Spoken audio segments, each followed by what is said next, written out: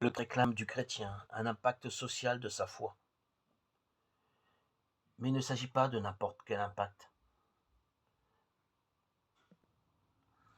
Témoin ces versets pour le moins déconcertants. Beaucoup me diront en ce jour-là, Seigneur, Seigneur, n'est-ce pas en ton nom que nous avons prophétisé, en ton nom que nous avons expulsé les démons, en ton nom que nous avons fait de nombreux miracles, Matthieu 7, 22. Que demander de mieux? Apparemment, ils se sont dévoués, ces hommes. Ils ont réussi. Ils ont œuvré au nom de Jésus. Et cependant, Jésus ne les reconnaît pas. Alors, je leur déclarerai jamais je ne vous ai connu. Écartez-vous de moi, vous tous qui violez la loi. Matthieu 7, 23. Jésus ne donne pas en clair la raison de ce rejet. Mais ne peut-on la deviner? Ces hommes ont porté du fruit, mais quel fruit?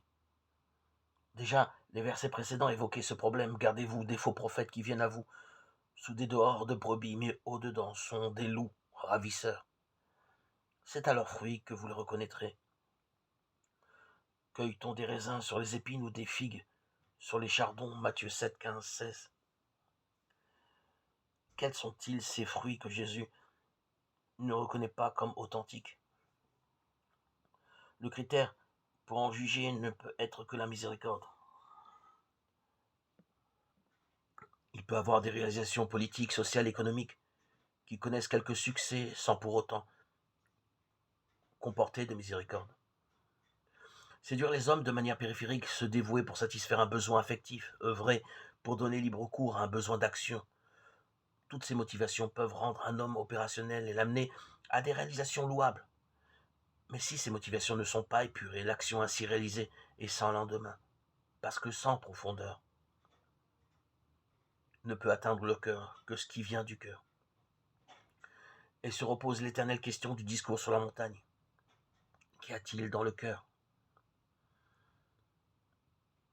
De la réponse à cette question dépend l'efficacité chrétienne et humaine de l'action.